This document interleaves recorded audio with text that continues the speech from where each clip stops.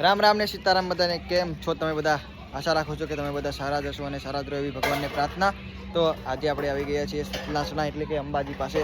તમે જોઈ શકો છો મિત્રો, ખૂબ જ મસ્ત અહીંનું વાતાવરણ છે, નેચર એટલે કે આજુબાજુ ડુંગરા બધું તમને વ્લોગમાં બતાવીશું. છેલ્લે સુધી વ્લોગમાં બને રહેજો, ખૂબ જ મજા આવશે. આપણે કોના ઘરે આવ્યા છે? આપણે આવ્યા છે ઉર્વાના ઘરે.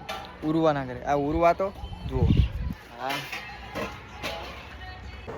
આ ઉર્વા જુઓ મોબાઈલ રમે છે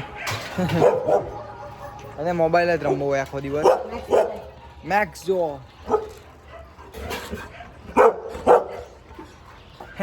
હજી અમને ઓળખતો નથી એટલા માટે આવું બધું કરી રહ્યો છે મિત્રો. જોઈ શકો છો સામે કૂતરું છે એટલે કેવું ભસ ભસ કરે છે. મસ્ત મજાનું વરસાદી વાતાવરણ છે, તમે જોઈ શકો છો. અને ગામડામાં પડી જાય મોજ. ઊંડો કૂવો છે, બીક લાગે એવો. તમે જોઈ શકો છો. મને તો જોઈને જ ચક્કર આવતા હતા. દૂર દૂર સુધી બધે ખેતર ને ખેતર જ દેખાય છે, લીલું છમ. ચોમાસું છે એટલે ખેતરો પણ લીલા છમ થઈ ગયા છે. પ્રિન્સભાઈ જો અહીંયા વાસીદું કરે છે. કોઈ દિવસ કર્યું નથી પણ હરખ હતો આજે ગાયું જોઈને કે લાવો હું કરું. પણ મારાથી બરોબર ના થયું. પછી મમ્મી કહે લાવ હું કરું. આપણે મમ્મીને આપી દીધું. મમ્મીએ પહેલાં આ બધું કરેલું છે એટલે મમ્મીને જો કમ્પ્લેટ આવડે છે ને, ફીટ એકદમ ચોખ્ખું કરી નાખ્યું ને બધું. એમ છે, મારી મમ્મી ઓલરાઉન્ડર છે. તમને શું ખબર હોય? તો મારી મમ્મીને બધું જ કામ આવડે હો. ખેતરનું, ગાય ભેંસનું બધું જ કામ કરે છે અમારી મમ્મી. એટલે એવું ન સમજતા કે અમે સુરતના મોડર્ન છીએ. અમને બધું જ આવડે છે. જો પછી મારી મમ્મી ગાય દોવા બેસી ગઈ છે. એક હાથ મારી મમ્મીનો ભાંગેલો છે એટલે એક આંચળમાંથી શેર નથી પડતી, પણ જો એક આંચળમાંથી તો પડે છે ને. એમ છે તઈ. 17 વર્ષ પછી મેં ગાય દોઈ છે. જો ખેતરની અંદર આપણે પહોંચી ગયા છીએ અને ખેતરમાં ગુવાર સિંગ છે, બતાવું તમને. પણ પવનના કારણે, વરસાદના કારણે બધું નીચે પડી ગયું છે. જુઓ ગુવાર સિંગ છે ને, બાકી મસ્ત. ગામડાનું ખાવાની કંઈક અલગ જ મજા હોય છે મિત્રો. મસ્ત મીઠું મીઠું લાગે. આહાહા, એવી મજા આવે.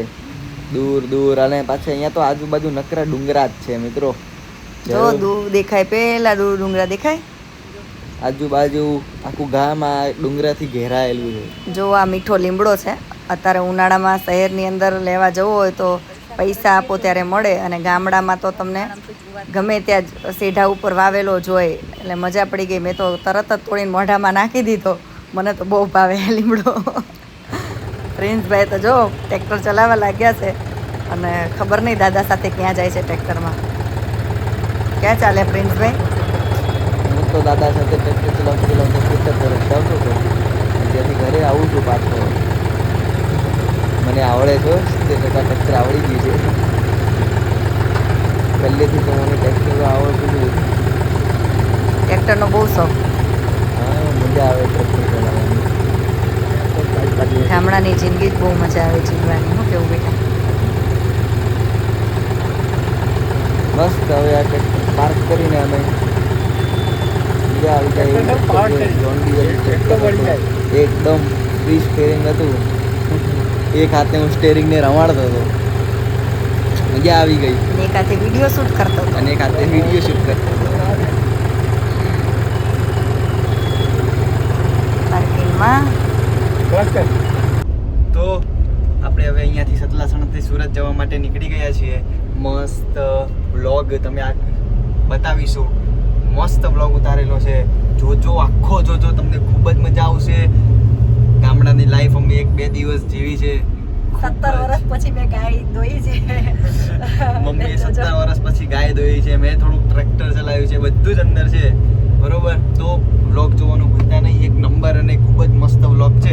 અને અમારો વ્લોગ ગમે તો લાઈક કરજો, ફોલો કરજો, સબસ્ક્રાઈબ કરજો, અને અમારા વિડીયો શેર કરવાનું તો ભૂલતા જ નહીં. તો મળીએ આપણે બીજા વ્લોગમાં.